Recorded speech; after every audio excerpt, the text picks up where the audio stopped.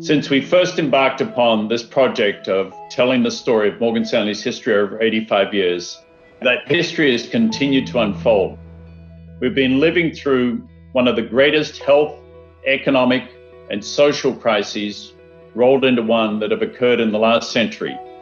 And it's affected us at Morgan Stanley in some very powerful ways. And fortunately, the firm is coming through it still stronger than it was a year ago. I first became aware of the virus in early January. I was on the phone with our head of technology in Asia, and she had mentioned that there was this flu that was emerging in China. The initial reports that we were receiving mentioned the high transmissibility, the high degree of infectiousness of this particular virus. We started to see the effects with our colleagues in China and then increasingly with our colleagues in our businesses in Asia. We needed a systematic way to evaluate the continuing changing world, and we appointed Jen Easterly and Dr. Dave, as we call him, Dave Stark, to work as a team leading with Jeff Brodsky. When we started seeing this rise in Italy, it was this inflection point, this wake-up call that no, this really is going to break out as a global pandemic. End of February, we started to see sustained community spread in many European countries. And I think all of us were pretty shocked.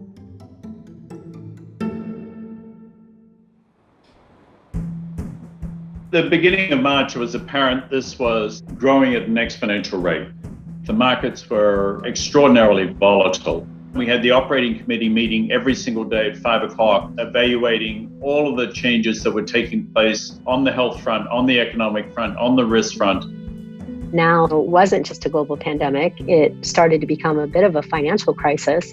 And so all of this came together in this, perfect storm. The beauty of a crisis is it forces you to make decisions. You don't have the luxury of contemplating, should I do this, should I do that? You have to do something.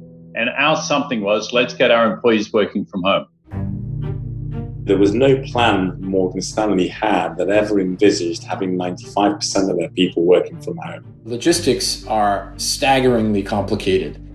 We are 80,000 people, including consultants. We're across 40 countries and a huge number of buildings. And so the question was, are we going to be able to pull this off? We had to do what we needed to do to support our clients and keep the firm stable. And I'm incredibly proud of the way our employees responded to that crisis. The firm was able to galvanize and act as one to effectively ensure that we continue to operate as if nothing had happened.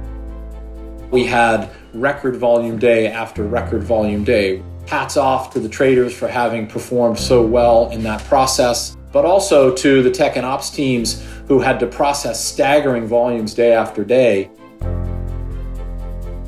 At the start of this, I felt we needed to tell our employees their jobs were secure, and we came out very early on and said everybody who has a job at Morgan Stanley at the beginning of this year will have a job at the end of this year. Once they were secure in their seats, I felt we could battle through this very strongly, and we did.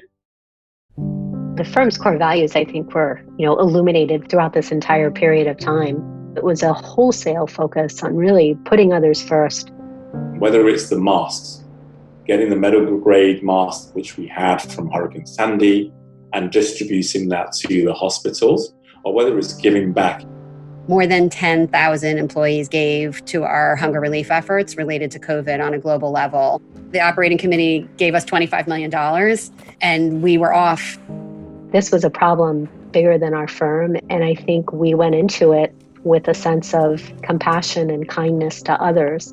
And I think that's the mark of a truly great firm.